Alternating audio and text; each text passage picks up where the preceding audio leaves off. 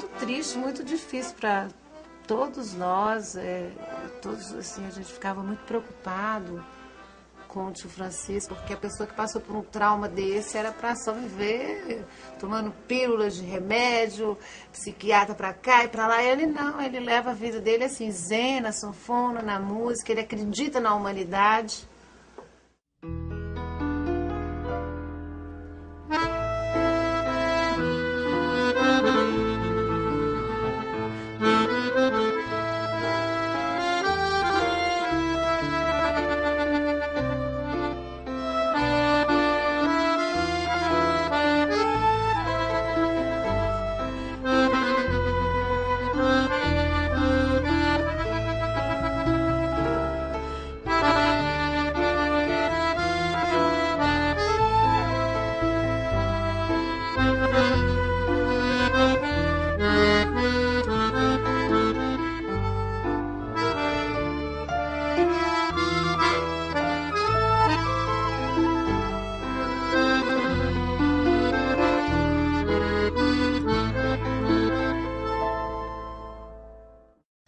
Há diversos mitos que a ditadura criou ao longo do seu período de duração. O mito, por exemplo, de que a repressão ocorreu como uma reação à luta armada. Isso é mentira. Né? Mentira total. Os militares deram um golpe, os militares violaram a Constituição, derrubaram um presidente legítimo, estabeleceram a censura, coagiram o poder judiciário, fizeram prisões ao arrepio da lei, tudo isso antes da luta armada. Tudo isso antes da luta clandestina. Uma vez instaurada essa luta clandestina, eles usaram de todos os meios violentos para tentar vencer. Quando veio o golpe em 64, eu era um advogado recém-formado e tinha um escritório muito simples na Cinelândia. Fui à Cinelândia, fui ao escritório. Havia na Cinelândia esse dia um comício, seria o comício de apoio ao governo. Mas havia muita gente olhando para o céu e olhando para as ruas. Daí a pouco, das ruas vieram tanques e o povo aplaudiu os tanques, achando que eram tanques que apoiavam o governo. Só que a seguir eles viram que atrás dos tanques havia soldados do exército de baioneta calada. E aí, enquanto o povo ainda aplaudia, os tanques viraram seus canhões contra o povo sentiu naquele momento e começou a vaiar. Na medida em que começou a vaiar, os soldados vieram e foram expulsando o povo da praça da Cinelândia. Houve alguns protestos e gritos, e enquanto isso, 2 homens deram um tiro contra o povo. Eu vi um homem caiu bem perto de mim, e esses 2 que atiraram correram na direção do clube militar, ali na esquina, Rio Branco com Santa Luzia, né? Os 2 entraram, os portões fecharam, e aí vimos que o golpe estava na rua exatamente a 1º de abril. Ninguém quer ser golpista, nem ninguém quer ser revoltoso. Tanto que eles, de início, talvez por distração, eles comemoravam o que eles chamaram Revolução em 1º de abril de 64. Depois eles tocaram que 1º de abril é dos tolos. Aí eles inventaram que era a Revolução Redentora, que salvou o Ocidente da expansão comunista, né, e comemorada dia 31 de março. Na realidade, não foi revolução coisa nenhuma. Aquilo ali foi um projeto contra-revolucionário de setores capitalistas brasileiros com segmentos militares, né, para conter o avanço de camadas populares impulsionadas por uma política reformista que vinha sendo pregada pelo governo populista do João Goulart. Desde o início da nossa colonização, toda a política das elites, dos dirigentes, foi a política de concentração da propriedade rural. E mexer com a propriedade rural é atingir a sociedade capitalista. Eles dizem logo que é comunista. Primeiro que tudo, o golpe militar foi a quebra de sonhos de muita gente que esperava um Brasil reformado. Na época, a grande palavra de ordem eram as reformas. Né? A gente esperava, fazia reforma agrária, reforma urbana, reforma universitária, tudo que pudesse aumentar a soberania do Brasil sobre as suas riquezas e permitir que essas riquezas fossem usadas para mais igualdade social, justiça social, era parte do nosso plano de influir num governo que não tinha maior perspectiva. E uma coisa muito interessante, pré-golpe, foi o grupo de política mineral que nós criamos em Minas, com estudantes de geologia e engenharia de Minas, que organizou um grande encontro em fevereiro de 1964, né, que tinha como nome Minério Não Dá Duas Safras. E a ideia era discutir o controle brasileiro sobre as riquezas do Brasil, que estavam já entregues na mão de grandes transnacionais, principalmente americanas, mas também inglesas.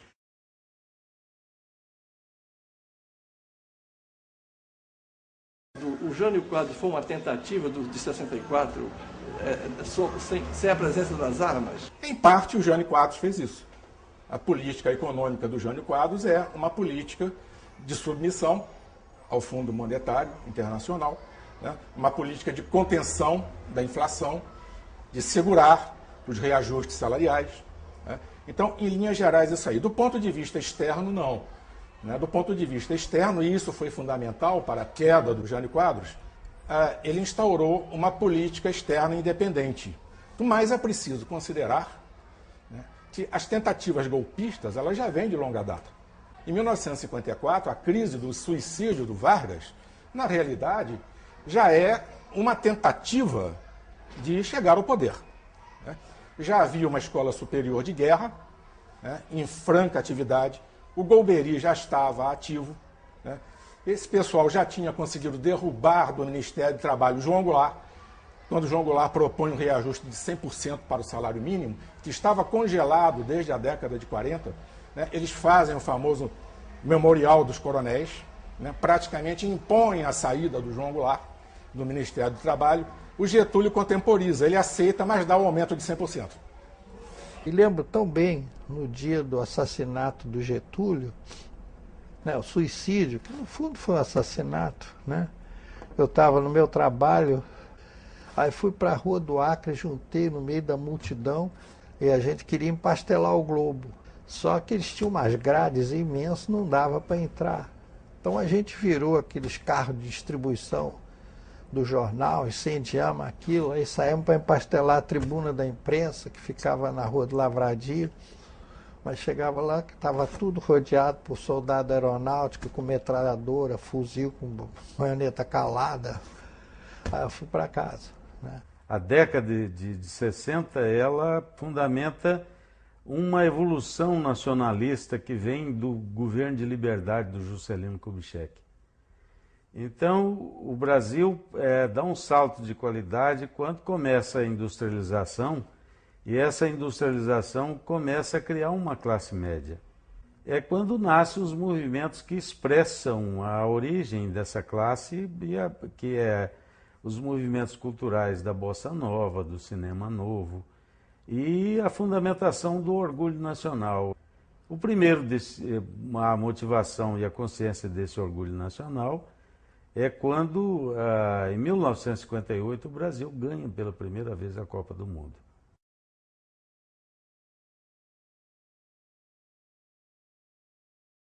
Eu não me arrependo de nada, né?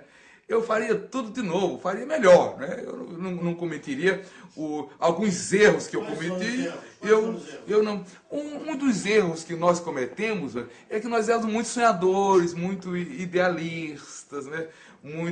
Às vezes um pouquinho sectários, às vezes nós discriminávamos o nosso irmão por ser de outra corrente ideológica, né? Às vezes um pouquinho da nossa vaidade, essa coisa toda. Esses alguns errinhos, o erro também do certo purismo ideológico, né? Nós tínhamos Eu mesmo sendo cristão, eu me considerei, na época, um cristão marxista, e para mim era uma espécie de dogma, né? O marxismo, o leninismo, era uma forma de dogma. Eu seria menos dogmático. Então eu não seria mais maniqueísta, de dividir o Brasil em dois, os puros e os impuros. Os puros éramos todos nós da esquerda, com um grau maior ou menor de pureza, dependendo o nível político e ideológico dele, né? Então você medir as pessoas pelo NPI, seria mais humano, talvez, né? Embora de igreja, mas eu também carreguei com muitos um lado nosso duro de dizer vamos salvar o mundo. Ou seja, era um certo triunfalismo. Nós dizemos, nós vamos salvar o mundo. Então tem até uma música do Gil que diz: quem não dormiu no sleep bag nem sequer sonhou. Nós dormimos no sleep bag. Claro que foi uma experiência, em muitos momentos, muito dolorosa, mas foi uma experiência muito rica também, no sentido de que a gente tinha a possibilidade de tentar, a gente achava que podia modificar o mundo. A conjuntura internacional dos anos 60 é uma conjuntura progressista. Assume em grande importância a luta pelos direitos civis nos Estados Unidos, pela igualdade racial, os Panteras Negras, Black Power, contesta o establishment branco e capitalista nos Estados Unidos. Ocorre o Maio de 68, na França. Quer dizer, uma série de movimentos internacionais, né, que caminham no sentido de uma progressiva melhoria cultural para o homem. Então, instaura-se o golpe de 64 exatamente na contramão de toda essa conjuntura internacional. Uma história que não só aconteceu no Brasil, uma história que aconteceu em vários países da América Latina, que é uma história que, na verdade, juntou a todos nós num certo destino comum, em uma época que a América Latina estava se movimentando, estava mudando, estava tratando dos seus problemas e dos problemas da desigualdade crônica desse continente, e os países, em muitos dos países, a forma de tratar dessa situação foi bastante parecida. Depois surgiu a Operação Condor, que era a articulação entre todas as ditaduras latino-americanas. Essa Operação Condor funcionou, essa articulação, e o Brasil é uma peça principal, fornecendo quadros teóricos, preparando, todos sabem que a preparação de várias formas de tortura, os brasileiros eram professores de tortura na América Latina toda. Abrindo os arquivos brasileiros, abre a participação do Brasil até hoje na Operação Condor. E não se abrem os arquivos no Brasil, mas abertos que estão no Chile, no Paraguai, na Uruguai e Argentina, a gente tem o retrato, ou seja, tem o interface disso daí. Eu me lembro do advogado Martí ter mostrado, por exemplo, a biografia do Marighella, ou seja, todos os fichados daqui estavam também, essas cópias das fichas, nesses aparelhos de outros países. Até que ponto, Modesto, isso daí pode nos ajudar ou, inclusive, desmoralizar a ação desses que querem impedir que a verdade desponte. Temos sinais e provas de que esses arquivos no exterior estão vinculando o Brasil nessa articulação toda. E se o governo brasileiro não abrir os seus arquivos, estes mesmos arquivos serão abertos a partir do exterior e que pode deixar mal as autoridades brasileiras que tentam sonegar a verdade. Então isso aí vai ser revelado. O próprio Martim diz: eu tenho toneladas de documentos, e trouxe um monte assim como modelo e exemplo, vinculando autoridades e torturadores brasileiros na Operação Condor e torturados e torturadores. O governo brasileiro tem procurado dizer que a participação dele na articulação continental e mundial de torturas e assassinatos é uma participação pálida. Isso não é verdade. O Major Pires Cerveira, ele morreu nessa articulação internacional da Operação Condor porque ele organizou a fuga do coronel Jefferson Cardim de Alencar Osório. É um curso a gente conseguir uma pessoa para ser diretor do sindicato, ou seja, para panfletar. Isso vem dessa cultura que a Marilda está dizendo. Porque até hoje eles têm pessoas que têm medo de receber, não é de distribuir o panfleto. De onde é que vem, está arraigado esse medo, esse terror ainda repressivo? Vem de lá. A cultura do medo. Hoje eu ainda comentei isso aqui, nós estávamos numa discussão brava de um problema que está acontecendo aqui em Teoflotone, e aí um virou e falou assim, mas eu tenho medo. Aí esse que é perigoso. Na época das greves, a primeira greve que nós fizemos, que eu falo que foi meu salto de qualidade, sair da esfera eclesial para a esfera laica, o povo tinha medo de entrar na greve, de participar de greve, e eu também, mas a gente ia devagar e pelejando. Aí eu falei, olha, tem duas maneiras de se oprimir. Uma é você prender e arrebentar. Essa daí acaba, mas dá muita mágoa, dá muita raiva, né? E a pessoa, quando ela consegue se libertar daquilo, porque ela foi maltratada fisicamente, ou porque ela sofreu com alguém da família dela, acabou-se. Mas é aquela que é a opressão doce. É perigoso, não vai não. Você faz isso, você pode incorrer nesse perigo, nessa... Então, essa opressão doce, ela é muito mais perigosa, que dá esse medo que você... Eu fui trabalhar na fábrica com uma busca de renascer como operário. Isso é muito são, não é? Sair da minha classe e nascer de novo como trabalhador, para ver como vive o trabalhador e a trabalhadora na maior cidade industrial da América Latina, que era São Paulo. Não é?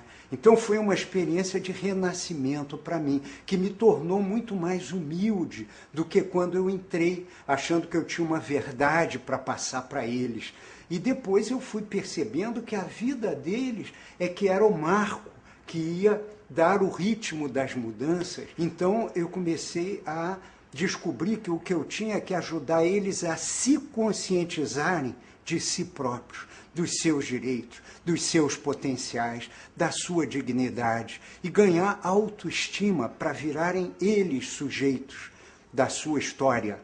E isso aí veio a se reforçar muito já no exílio, quando eu fui trabalhar com Paulo Freire durante 4 anos, que a visão dele era essa, e foi ali que eu comecei a redescobrir o sentido da revolução. A revolução não é conquistar o Estado, para baixar do Estado todas as soluções. A revolução é a construção de uma sociedade em que cada pessoa se torna sujeito de si própria, da sua história e do seu desenvolvimento. Então, isso para mim foi um grande aprendizado. Largar a minha profissão de geólogo, né, e ir trabalhar na fábrica. 2 anos como operário, né, sofrendo as condições péssimas de trabalho, 12 horas por dia, numa das maiores fundições, não é, transnacionais de São Paulo. Era uma empresa subsidiária da Mercedes-Benz, né, onde a gente tinha 12 horas obrigatórias de trabalho por dia, mais horas extras. Né, e num ambiente terrível, era um grande galpão de 150 trabalhadores só naquela seção, de uma fábrica de 3.000 trabalhadores. Aí ficou muito claro por que o golpe militar. Era para dar total autoridade aos donos do capital de esmagar a classe trabalhadora. Então, o meu trabalho de sensibilizar o pessoal para isso, para o sindicato, era um trabalho, uma montanha de dificuldades, porque ir para o sindicato já era um grande tabu. Já era arriscar de ser preso, de ser identificado com alguém que não está de acordo com o sistema e tudo mais, percebe? Quer dizer, trabalhos que hoje são naturais, na época era um grande ato de heroísmo você ir para o sindicato. Além de que o sindicato estava infiltrado, era controlado pelos pelegos, preparava as assembleias com o SNI, né, uma série de riscos que a gente corria ao formar o que a gente veio a chamar Oposição Sindical Metalúrgica de São Paulo. A grande preocupação que tem exatamente as classes dominantes, os opressores, é com a classe trabalhadora, os operários. Então, quando a gente tem, em 64, o primeiro visado, efetivamente, foram os trabalhadores. Efetivamente, os seus aliados, há quem diga que o movimento estudantil, enquanto os trabalhadores é um barril, o movimento estudantil seria o pavio. Então, imediatamente atingiram a UNE porque estavam ali aliados. A primeira coisa foi considerar a greve como um crime contra o Estado. Os sindicatos, a primeira ordem que veio é que eles devem extinguir todos os comunistas. O CGT e outras instituições e outras articulações são destituídos ou fechados e os líderes todos presos. O detalhe é que todos os 5 ditadores que nós tivemos tinham o mesmo discurso: esmagar os movimentos sociais e a esquerda e alinhar o Brasil com os Estados Unidos e uma economia a serviço do grande capital. Eu fui operário de pedreira, quebrando pedra, dos 8 aos 16 anos. Foi marcado, em 1945, quando eu completaria 18 anos, foi marcada uma visita do Luiz Carlos Prestes a Uberlândia. Uberlândia, naquela época, por haver muito operário, muita gente, era uma cidade muito original, era chamada Moscouzinha Brasileira. Chamada pelo bispo da região, era um só. Então, quando soube que o Prestes ia, ele foi a Uberlândia, chamou todas as pessoas importantes, os padres, os católicos, as autoridades, e decidiu que os padres deveriam fazer uma procissão e romper o comício que os comunistas fariam. E ele disse: eu vou à frente, conjurando esses demônios e acabar com esse comício. Só que eu, ao invés de ir lá na procissão, eu fui independentemente assistir o comício. Quando eu chego do comício, cheio de gente de todo tipo, mas sobretudo operários. Quando o Prestes apareceu, eu senti uma empatia enorme. Eu olhei e pensei: mas esse homem é o comedor de criança? É aquele sujeito tão perigoso que falam na igreja? E eu olhei: esse homem não pode ser. Achei ele parece mais com Jesus Cristo. Parecia Jesus Cristo aprisionado para ir para a cruz, né? Esse homem, o Prestes, quando subiu e falou, ele falou uma língua que eu entendi, parecia dirigida a mim. E os outros sentiam a mesma coisa. Estava falando, era uma língua que todos ali entendiam, era a realidade. Ele falava sobre a minha vida. Parece que estava falando sobre a minha vida, era a minha vivência. Era aquela realidade que eu vivia. Ele descrevia aquilo e dizia como sair disso. Pois bem, então esse comício fez com que a minha cabeça girasse 180 graus. A partir dali, eu não só votei no Prestes para senador em 45, como entendi que eu estava numa igreja errada. Mas todas as igrejas da época pensavam e pregavam a mesma coisa. Então, aí eu virei um comunista, um socialista.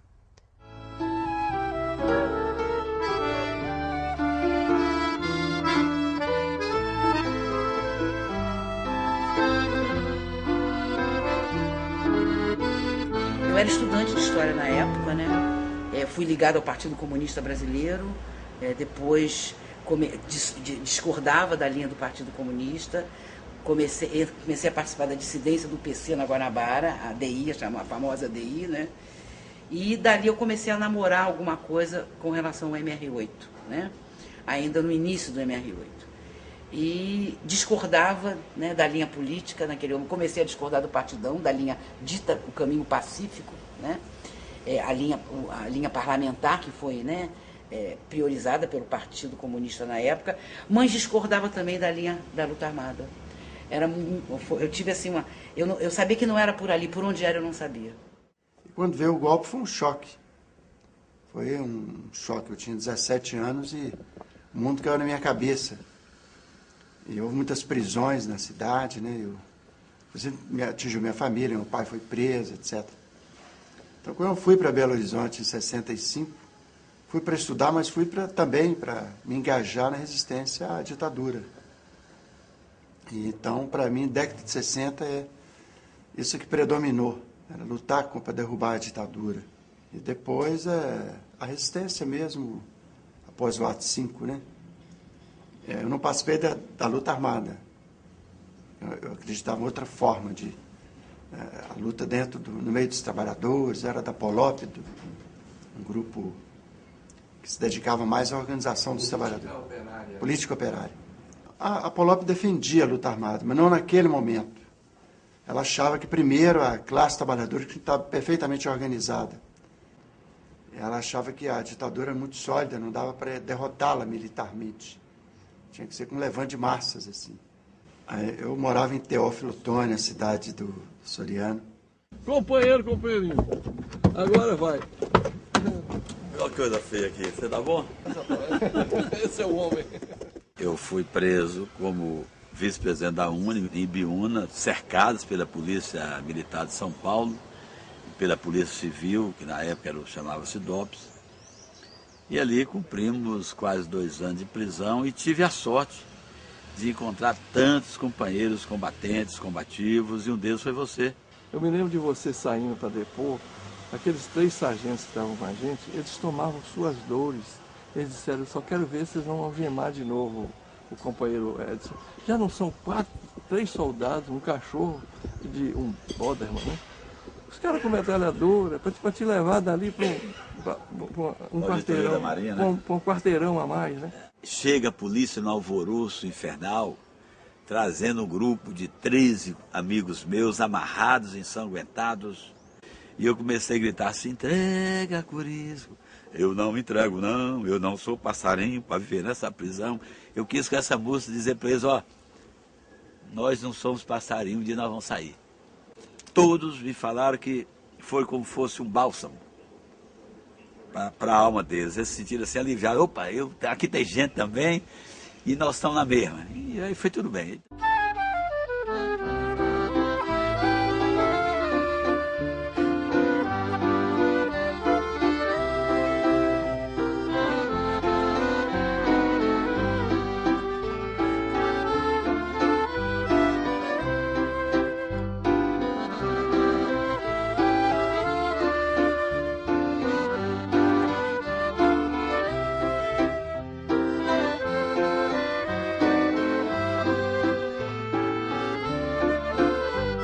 Sempre admirei no meu pai era o respeito que ele tinha pelas ideias, de um modo geral. Então, quando ele se casou com minha mãe era de família tradicional católica e ele era espírita, tinha se tornado espírita, embora as origens dele fossem católicas também. Mas eles tinham uma combinação de nenhum interferir na religião dos outros. Ela falava assim, o saber ninguém tira. Ela falava assim também, vão-se os anéis e ficam-se os dedos. Você falava do nosso pai com tolerância religiosa, mas veja bem, isso talvez vem do iluminismo, de onde, quando surgem os ideais maçônicos, se inspiram no iluminismo, que é exatamente falando da liberdade religiosa, do livre pensar. Me lembro que minha mãe falou assim, vem tantos amigos de Francisco aqui estudar, ele é muito estudioso. Eram as reuniões que ele fazia lá no quarto dele, né? Então, aí eu desconfiei que tinha alguma coisa que ele não era tão estudioso de ficar todo dia. E quando a primeira vez que Francisco foi preso, eu já estava aqui em Teófilo Otoni, casada. Nós foi um choque muito grande, porque quando soubemos que ele foi preso em casa. Ao amanhecer, o apartamento foi invadido por uma meia dúzia de soldados de metralhadora em punho, comandados por um capitão ou um major. E o senhor Avelino, o pai de Francisco, abriu a porta e os recebeu lamentando. Falou, se eu tivesse armado, os senhores não entrariam aqui, só com a carta, com a permissão de devassa expedida por um juiz de direito. Desde o início, Francisco já tinha ideia, só falava em política, sempre preocupado com social. Resolvemos casar. Em 67, 68, 69, 68 ele mandou uma carta para meu pai. E meu cunhado botou na cabeça da minha irmã que eu não deveria casar com o Francisco, que ele era comunista. E que essas pessoas eram perigosas para o Brasil. Ele falava assim, né? E minha irmã veio me falar, e eu digo, não. Você sabia daquilo, mas você não queria saber demais. Não, eu sabia que era uma coisa que não era legal, mas que o governo estava sempre olhando todo mundo, de esquerda. Mas eu não pensava em ser que Francisco ia ser preso nunca. Não tinha, não caía na minha cabeça, né? Depois que ele foi preso, aí é que eu tomei aquele choque, né? Aí eu vi que o negócio era para valer. E eu fiquei com medo de ser presa. Fomos para Paraíba, mas também escondido, né? Nós fomos de ônibus, caladinho, nós dois, quietinhos, sabe? Para mim é um milagre essa nossa reunião aqui, essa nossa presença, estarmos vivos nesse instante, porque de fato nós fomos não presos, nós fomos sequestrados, sem nenhuma mandato judicial, fomos arrancados dos nossos lares. Eu vi você na cela e havia uma grande preocupação naquele momento que vocês estavam esperando o filho, né? Ivone estava grávida e ela estava muito aflita, né? E com medo de perder o bebê, né? E você pensava que ela tinha abortado, né? Então, quando você perguntou, aí eu vi logo, aí eu disse, olha, Ivone está bem, ela não perdeu o bebê. E isso você ficou muito emocionado, me agradeceu muito bem. Porque quando ele foi preso a primeira vez, eu fui levada também, né?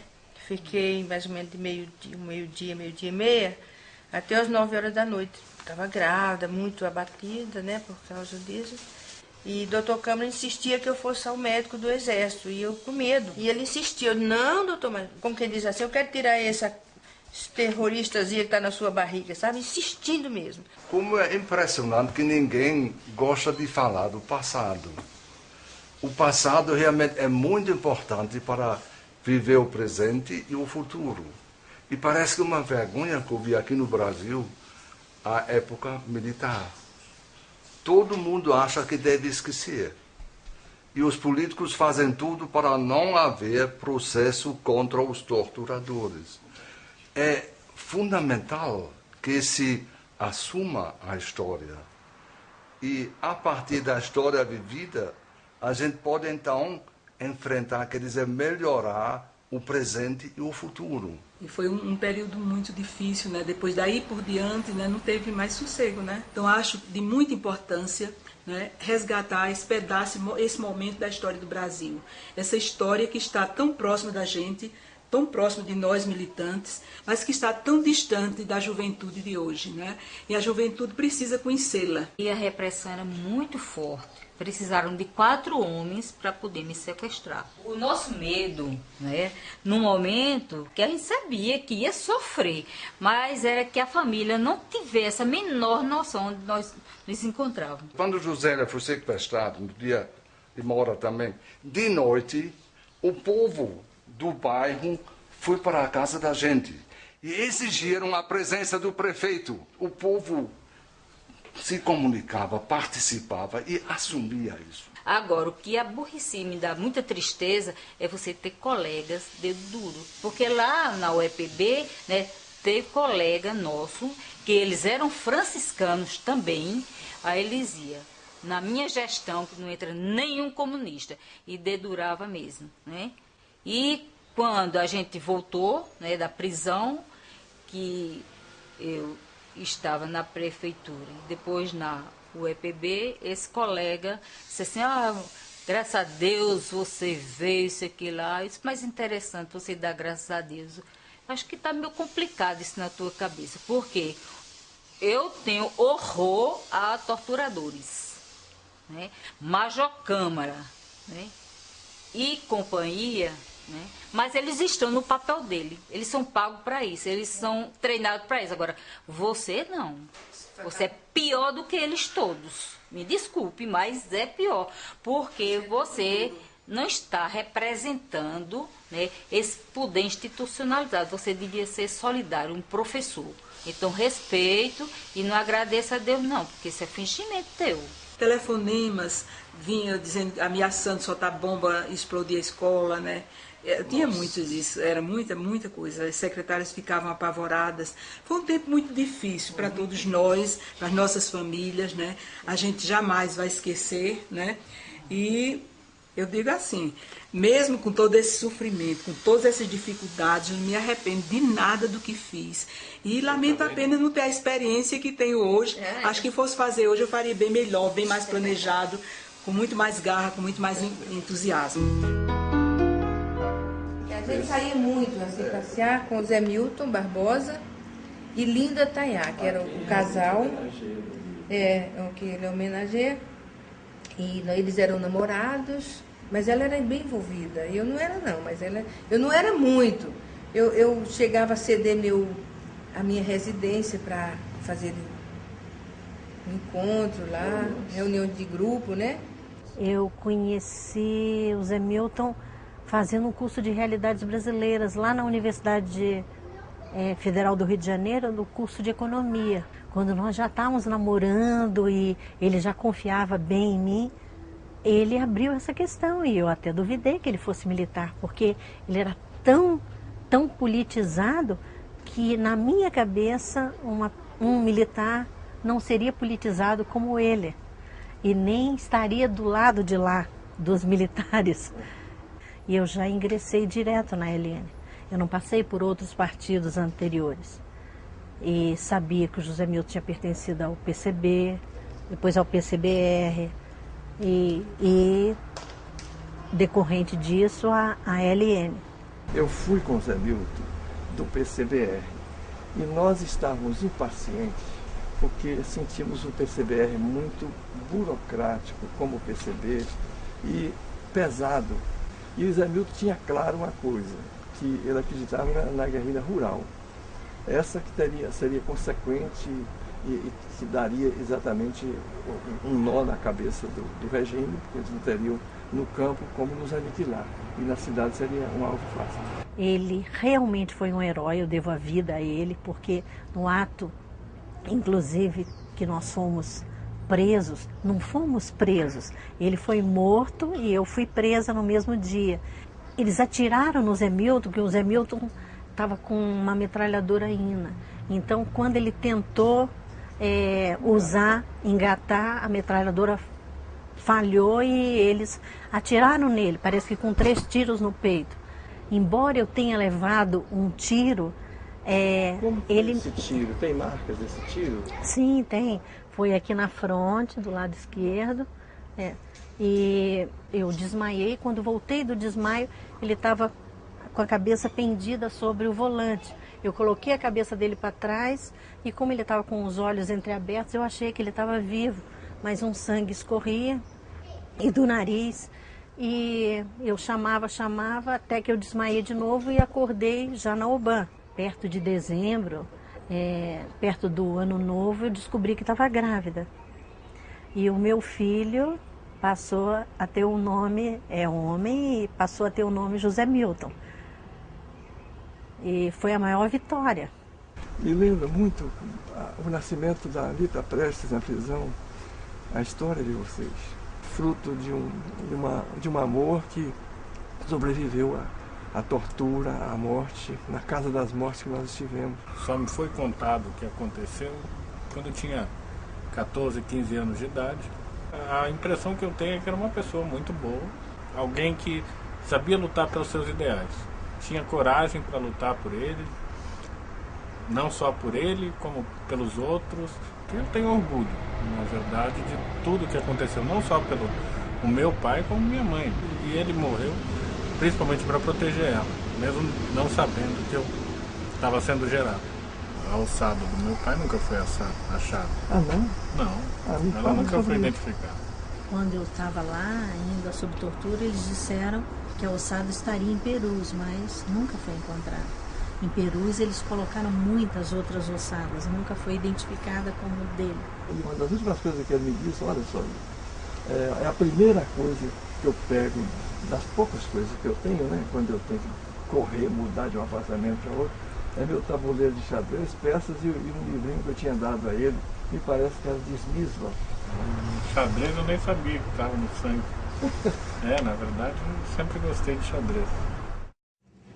O Rubaiyat falava em poesia e vinho, né?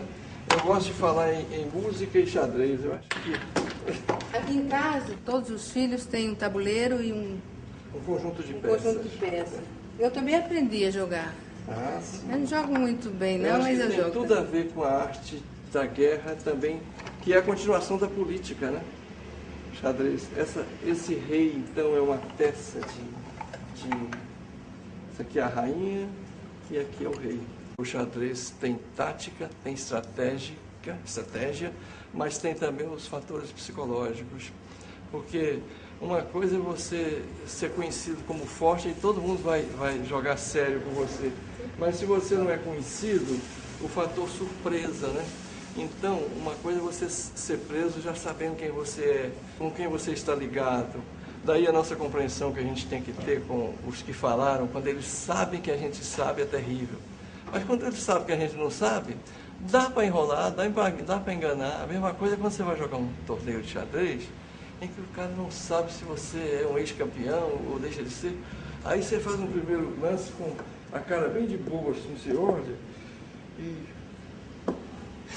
quantas vezes o cara pensou, isso é um bobo. Foi mais ou menos o que eu fiz com a milicada da época. Eu tenho muito respeito por cada categoria profissional. Eu acho que os militares têm sua função, os anarquistas têm sua função, precisamos de todos. A arte militar, ela fala muito do fator surpresa, do fator de você conhecer bem o inimigo, de você ser bem treinado, de você estar capacitado. Acho que as nossas esquerdas não prepararam bem os quadros, principalmente para uma batalha maior que foi a luta armada. As terras que eu percorra, não permita Deus que eu morra sem que volte para lá. Sem que leves por divisa esse bem que simboliza a vitória que virá. Acho que o Chico já está aí. Sua esquerda é boa? Não, eu sou ambidestro. Tem que ser, né? Bom, preferimos você usar a esquerda. É o seguinte, Chico, você como homem que vivenciou esses anos todos de ditadura, foi testemunha e vítima dela, nós sempre sentimos no seu trabalho, na sua música, uma linguagem um pouco cautelosa, discreta, habilidosa, vamos dizer, quase hermética. Quem lidava com música, o cinema, com a arte, de modo geral, cinema, teatro, televisão, era obrigado a lidar com censura. A censura interferia na criação. Cada música que você pretendia gravar tinha que ser submetida, a letra tinha que ser submetida à censura. Enfim, isso interferia na criação porque você era obrigado a usar artifícios, artimanhas e tal para tentar driblar a censura. E quando não, usar de metáforas, essa coisa toda que redundam no que você disse aí, uma linguagem às vezes hermética. Há coisas que eu escrevi naquela categoria, porque eu mesmo tenho dificuldade de entender o que eu estava querendo dizer por baixo do pano. Porque você era obrigado a falar, quase em código, né? Você que é meu xará, eu termino o livro com uma nota de rodapé, transcrevendo na íntegra. Vai passar, uma canção que você fez também, em alusão sobretudo aquela frase que você fala que a nossa pátria era subtraída em tenebrosas transações. Fantástico. Nessa grande partida, na MPB, você foi o principal artilheiro. Meio campo, mais ou menos, né? A nossa pátria, mãe tão distraída, sem perceber que era subtraída em tenebrosas transações. Eu tomei a mim uma missão, até mesmo como se fosse um pacto de juramento, com companheiros que morreram, e dentre eles o que eu homenageio nesse livro, que é o Zé Milton Barbosa, de que quem sobrevivesse contaria essa história, que foi da resistência contra a tirania, especificamente a ditadura militar de 64. Então, houve um momento também de glória, por que não dizer, quando estávamos presos, e aqui estão sobreviventes da Ilha das Flores, o que foi sobretudo a década de 60 e 70 representou em sua vida, Sebastião Medeiros? Foi um período muito difícil, particularmente porque nós éramos todos jovens, muito jovens, pessoal de 17, 18. Não tínhamos uma experiência, vamos dizer, de entrar direto na luta que a gente se propunha. Em função disso cometemos alguns erros, mas estávamos imbuídos de uma ideia que eu acho que era a ideia de justiça mesmo, de que as contradições na sociedade estavam de tão forma acirrada que era um momento apropriado para a gente, inclusive, pegar em armas para tentar libertar o país do jugo do imperialismo. Na União Nacional de Estudantes, a minha diretoria, só uma diretora não foi presa. Dos 10, 9 foram presos. Desses 9, 5 foram mortos ou desaparecidos. Então é a diretoria do massacre, é um negócio extremamente penoso, de fato. Agora, você olha a história do movimento estudantil nesse período e pensa assim, o que se conquistou ali? Eu acho que, na verdade, nós conseguimos impedir coisas piores. Nós não chegamos a ter uma conquista que a gente queria, que era a universidade livre e gratuita, aberta para todos os brasileiros que quisessem, tivessem as condições de chegar lá, disposição, etc. Nós queríamos isso, a gente não conseguiu. Mas a privatização da universidade, que foi para a Universidade Federal que os militares propuseram, nós impedimos. A ampliação das vagas da universidade pública e gratuita, nós conseguimos.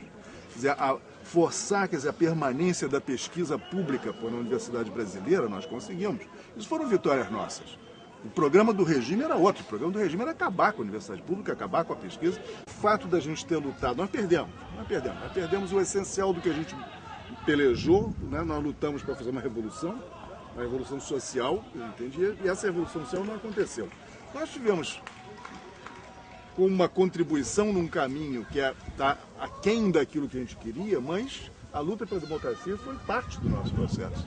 Muito importante, e essa foi conquistada por nós e muitos outros. Eu acho que nós fomos derrotados militarmente, mas os companheiros mortos, desaparecidos, os gritos dos companheiros torturados, tudo isso pavimentou essa democracia que a gente está vivendo. Sebastião tinha um pai que era maçom, né? Ele é do Piauí, né, Sebastião? E foi por meio também da maçonaria que você foi localizado e que o seu pai pôde falar com você. Conseguiu, porque naquele tempo não tinha visita na Ilha das Flores. Logo que nós chegamos para cá era proibido visita, mas através dos contatos que ele tinha com a maçonaria, conseguiu lá vir. Foi uma visita assim, tipo, não durou 10 minutos. Falou comigo, com o Marco, né? Eu estava junto com o meu irmão, nós fomos presos juntos. Então falou rapidinho com a gente, tal, e... Mas pelo menos conseguiu. Teve cabos ali, tem um cabo que foi um caso famoso, porque ele servia de ligação entre a gente e a ala das mulheres. Voava mensagem para cá, para Ilha das Flores. Voava mensagem para cá, para lá, e ele levava até um dia que ele perdeu uma mensagem no corpo da guarda. E uma mensagem feita pela Solange Santana, dirigida para mim. A baiana. A baiana, dirigida para mim. Aí os caras pegaram, um outro guardinha lá pegou aquele negócio, o que é isso, isso aqui, então levou pro oficial. Aí o oficial imediatamente pegou a Solange, eu solitária com os dois. Aí começou a interrogar, pô, que é isso? Eu cheguei assim, cara, eu não recebi essa carta. Não. Você está falando de uma carta, não recebi carta nenhuma. Você nunca recebeu? Não recebi carta nenhuma. Aí, cara, pau, mês e meio de solitário ali, ele não podia mais bater naquela altura. E o sujeito, madrugada, bate na minha porta ali e tal, em geral ficava lendo até tarde, pô. Aí eu olhei e disse, pô, Cabo, tudo bem? Eu cheguei na janela e disse pra mim assim, eu não estou entendendo, por que você e a Solange não me entregaram? Eu esqueci, claro que não, cara. Afinal de contas, você estava fazendo um trabalho de solidariedade com a gente entregar você, mas eu sou um inimigo. Eu sou um carcereiro de você. Eu disse, não. Você está aí porque você é mandado fazer. Seu trabalho. Agora você se mostrou um cara extremamente solidário, que é isso. Aí ele ficou assim, pensando naquele negócio, aí ele de repente falou assim, como é que eu passo pro lado de vocês? Um grande número de militares, talvez alguns milhares, que também sofreram conosco no fundo do cárcere, né? Eram patriotas, legalistas, nacionalistas, e que por isso mesmo vieram a sofrer perseguição, como todos nós sofremos. E foram eles, desde soldado, marinheirinho, até general, também. De maneira que tem que fazer essa justiça Eu mais o Luiz estavam sendo torturados junto, quando o Brasil estava em 69, no dia do jogo do Paraguai, para as eliminatórias. Aí um torturador que estava torturando ele ao meu lado, olhou na ficha dele e viu que ele era cearense. Falou, porra, rapaz, você é meu conterrâneo, vou te dar um refresco. Vou parar agora, só depois que acabar o jogo que a gente vai começar. Em que as coisas estavam menos complicadas e o preso já tinha um certo grau de liberdade até de organizar cursos, ocorreu com um cliente meu, Dr. Irum Santana. Ele estava tão entusiasmado com o curso lá em Bangu, nesse período, que eu levei o habeas corpus para ele, levei o alvará de soltura numa sexta-feira. Ele disse, mas eu não posso deixar de concluir este curso que termina domingo. Você leva de volta e traz segunda-feira que eu não vou sair sem terminar as minhas aulas. Centro de Solidão eu li na Ilha das Flores, um momento em que eles me enfiaram numa solitária, e que foi o período mais longo de solitária. Eu passei por várias solitárias lá, era um especialista de solitárias. 3x2 me mandavam para solitária. Dessa vez eu passei uns 40 dias na solitária. E a solitária, dessa vez que eles me puseram, era um lugar que ficava no fim do corredor, entre a última cela e o banheiro, tinha um lugar que era conhecido como o buraco das malas, completamente fechado, era escuro. Quando o sol caía, ele caía exatamente de cara para o nosso corredor, né, de cela. Aí eles entravam frestas de luz raiozinhos de luz entravam pela porta. Aí o pessoal começou a passar para mim, folha por folha, por baixo do Centro de Solidão. Eu li aquele negócio em pé, que era a hora que eu conseguia pegar, e ficava página por página ao longo dos 40 anos. Foi uma forma de ler, certo? Muito tempo depois eu conheci o Garcia Marques do exterior e contei para ele esse negócio. Ele disse assim, pô, cara, se você não escrever sobre isso, eu vou escrever. Não existe intimidade maior, entendam bem, do que morar na mesma cela. Eu morei na mesma cela com o Soriano, então me tornei íntimo, um irmão, um amigo.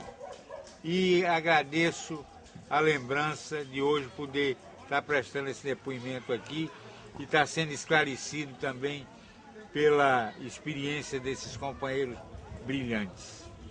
Muito obrigado. Nossa vitória final, na mira do meu fuzil, na ação do meu bornal, na água do meu cantil, nossa glória imortal, a glória do meu Brasil.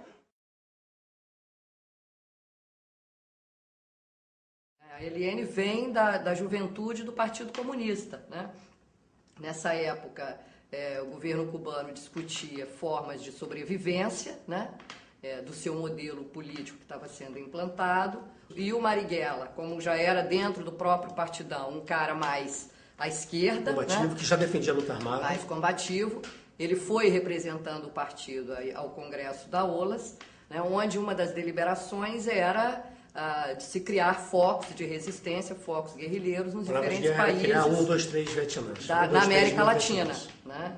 Ele achava que o pessoal do partido já tinha uma prática viciada, aquele negócio de não querer encarar a luta armada, por isso que ele preferia lidar com pessoas que ainda não tinham sido do partido, de moldar a maneira que ele entendia de fazer ações armadas. E isso bate um pouco... Barra pesada. Barra pesada.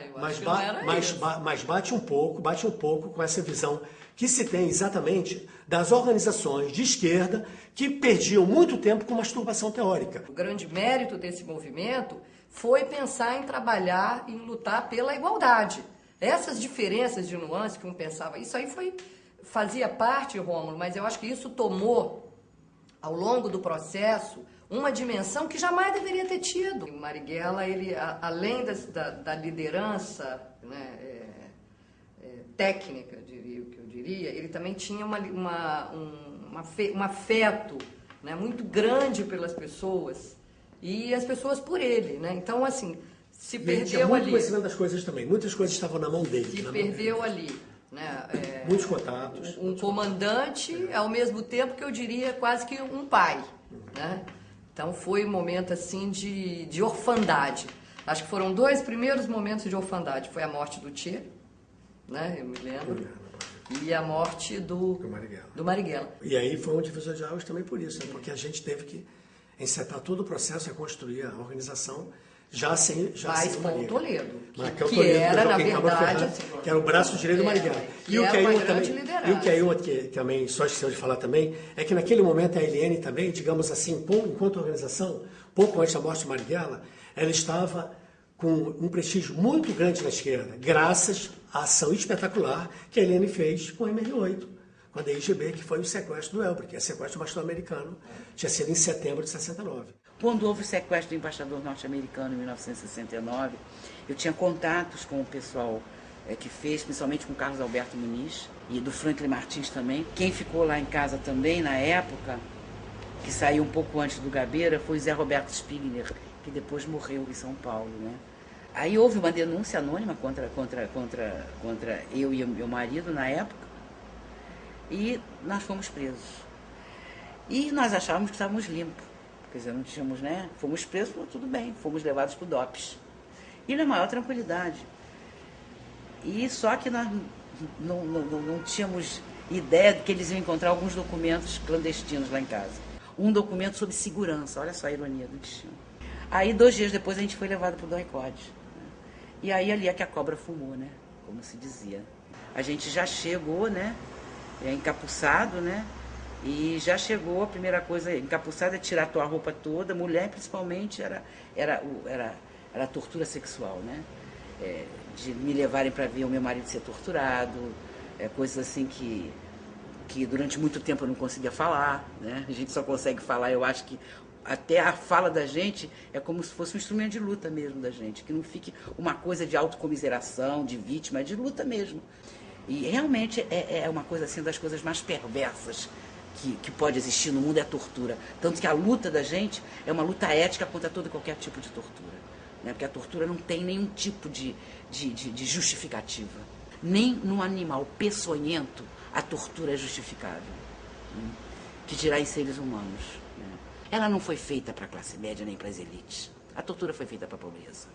Aquilo que nós sentimos, e que nós sentimos isso na pele, eu acho que a gente tem que estar toda hora falando. Porque a gente tem fala, a gente é visibilizado. A pobreza que está aí nunca foi visibilizada. Sempre foi desqualificada e ignorada.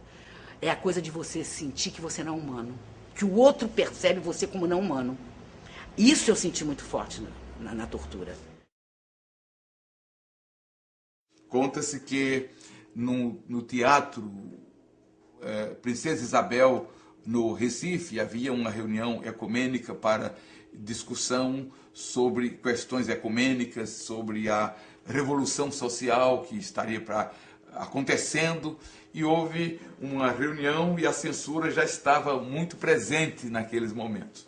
Então, cada pessoa que entrasse para fazer o seu discurso naquele encontro ecumênico deveria apresentar o seu sermão ou o discurso por escrito. E um pastor metodista apresentou o discurso, mas logo após colocou o discurso no bolso e falou de improviso lá no teatro, dizendo o seguinte: assim falou o profeta Isaías: ai dos que ajuntam campo a campo e reúnem casa a casa e ficam como os únicos moradores da terra. Assim falou Tiago: o salário dos trabalhadores que ceifaram os vossos campos está sendo lesado, e clama esse salário até o ouvido do Senhor dos Exércitos. E assim falou o profeta Miqueias: vacas de Bazã, e foi o profeta Amós, e falou Miqueias, foi citando o profetismo bíblico, sobretudo os profetas engajados. E quando terminou, um dos militares lá o chamaram e disseram: senhor reverendo, o senhor está preso e o senhor só vai sair da cadeia quando o senhor der o endereço do tal de Oséias, do tal de Amós, do tal de Isaías e do tal de Tiago. Nós queríamos o endereço desses homens, né? Isto é uma coisa que aconteceu, mostrando a estupidez né, do censor, umas figuras demoníacas, né, completamente demoníacas. Acho que o censor, o dedo duro, o torturador, ele é uma figura demoníaca no sentido pior do termo. A palavra demos, ou diabólicos vem do grego diabolê, que é tudo aquilo que divide, tudo aquilo que separa. O bispo de Pernambuco era Dom Helder naquela época. Eu já tinha atendido Dom Helder em outros pedidos para ir defender gente em Pernambuco. Eu fui. Nessa ocasião veio um casal de liderança católica para o Rio, arranjar CNBB, que gostava deles também, do trabalho deles, arranjou emprego para eles aqui, discretamente. Aí o DOI-CODE de Pernambuco acabou trilhando e encontrar os dois aqui e os sequestraram para o DOI-CODE do Rio. Bom, eu só consegui libertá-los 2 ou 3 meses depois. Porque não tinham nada, eram apenas católicos progressistas da Igreja Nova e com uma tendência talvez a AP, uma coisa assim. E, portanto, pregavam. Pregavam que pensavam em termos de humanismo. Pegavam a Bíblia lá, Cristo e o almoço rico, aquela coisa de irmãos, igualdade, né? Pois bem, então ela, depois de solta, veio ao meu escritório só e disse assim: doutor Modesto, o senhor me ajude. Eu, enquanto preso, fui torturada na frente do meu marido nós dois em frente, e como nós não falamos nada, eles ficaram tão danados, retiraram ele e me estupraram em fila. No segundo eu desmaiei, mas vi bem a cara do primeiro e um pouco a cara do segundo. Agora estou grávida.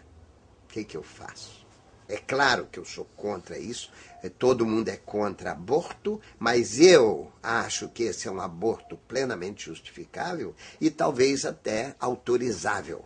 Mas, como eu sei que você é muito católica e tem problema de religião, tem problema doutrinário, eu acho melhor. Falou com seu marido? Não. Fale com seu marido e mais, fale com seu bispo.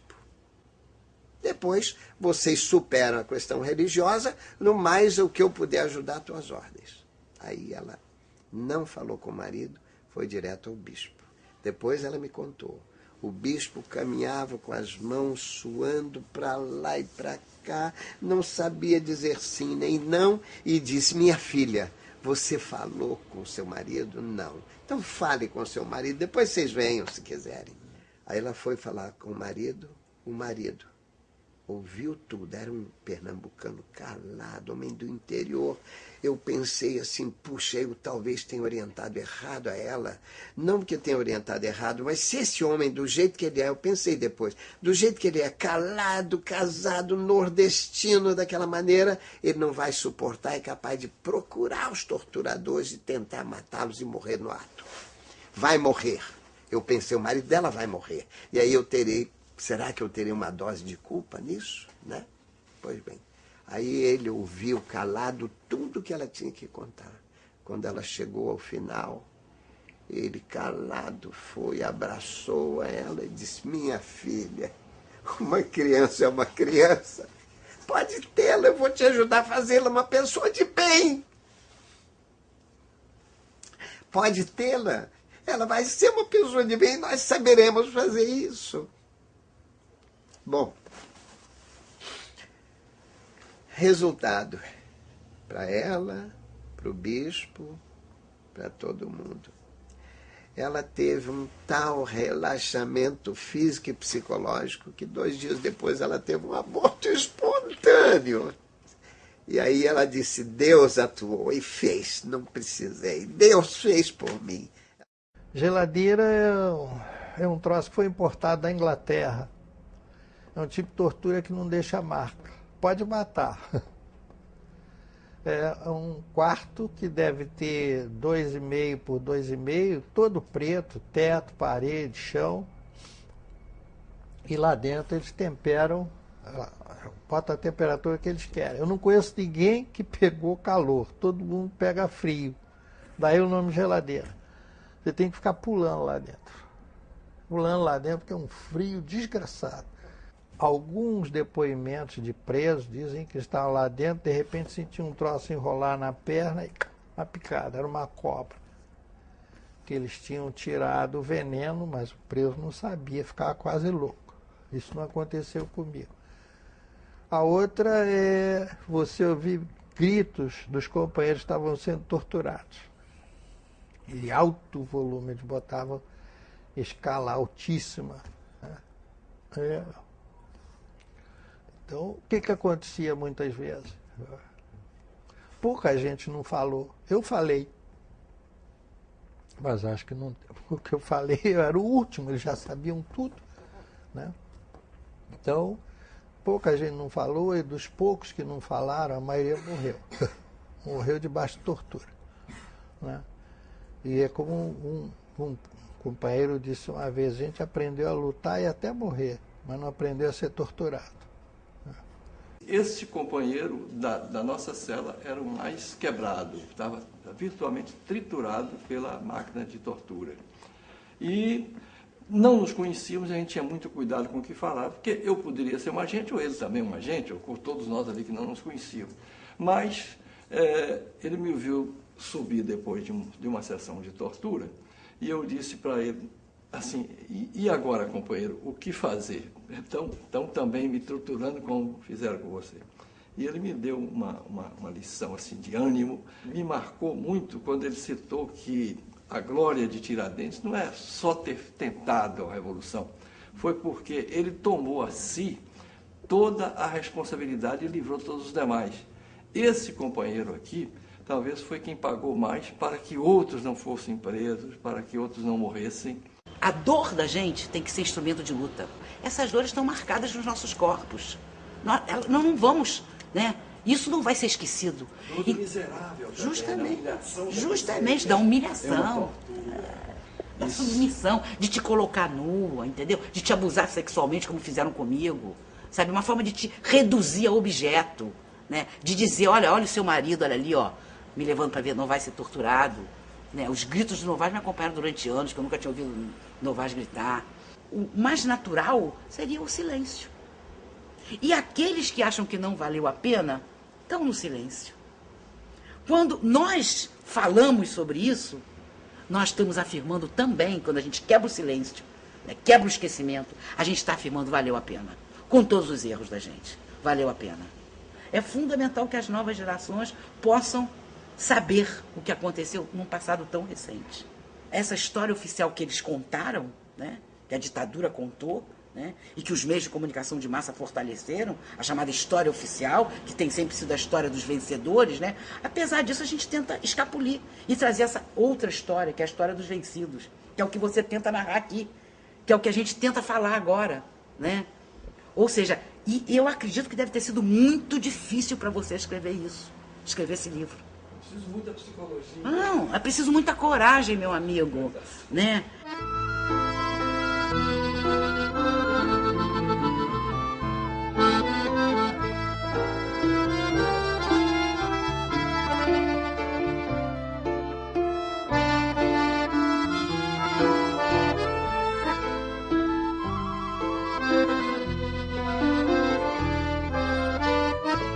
Apesar da gente divergir politicamente em muitas coisas, mas a gente tinha um movimento de solidariedade que hoje o capitalismo tenta destruir o tempo todo. Né? Hoje é o individualismo, é cada um voltado para dentro de si, entendeu? No máximo para sua família. Né? Isso hoje é vencedor, mas a gente viveu, a gente pode viver outras coisas. E eu acho que é importante a gente poder trazer isso. É possível. É possível ter uma vida solidária, fraterna. Né? É possível. Isso é uma economia solidária. Também, como diz o nosso querido Marcos Arruda. Meu caro, você é uma esperança já, né? A sua vida, o seu roteiro de vida contado aí no livro, já é uma mostra de que um outro mundo não é utopia, já é realidade em nós. Esses caras é que ainda não entenderam que o mundo deles já morreu. Esse é um mundo que vai no sentido contrário ao sentido da evolução da humanidade. Eles são a anti-evolução. O sistema patriarcal, hierárquico, autoritário, capitalista, materialista, consumista que está dominando, essa cultura que reduz tudo à mercadoria, ela já é morta. ela só sobrevive por inércia. Então eles são ricos, infelizes, solitários, suicidas, muitos deles. E você diz, como? Se ele tem tudo? Não tinha tudo. Nós temos tudo, mesmo quando a gente não tem camisa para vestir. Nós fazemos parte de um mundo de esperança que está se anunciando em cada gesto, cada palavra que a gente faz, rompendo com o nosso velho homem e a nossa velha mulher. Na hora de morrer, ali na tortura, a revivência da minha fé, ela ocorreu de uma maneira muito forte. Toda a religião que foi construída para mim, com um Deus lá fora e lá em cima, entende? Perdeu o sentido. E, de repente, eu tive que reconstruir toda uma compreensão a partir da vivência que eu estava tendo, de que eu estou aqui vivendo o mesmo caminho que Jesus viveu. Eu estou aqui subindo o meu Calvário. Que coisa mais elevada e profunda. E esses caras estão dizendo para mim que eu perdi a guerra. Eles é que perderam a guerra. Eles são capazes de matar o meu corpo, mas eles não conseguem domar o meu espírito. Eles é que são os impotentes. Isso tudo eu aprendi lá naqueles momentos de tortura, de violência, de presença da morte frente a frente. E quando eu sobrevivi, então, eu estava cheio de gratidão à vida e de um sentimento enorme de responsabilidade. Meu Deus, por que fui eu receber? Tanta gente maravilhosa foi morta. Como é que eu fui receber essa graça, esse dom de continuar vivo nessa terra? Eu tenho alguma missão importante a cumprir.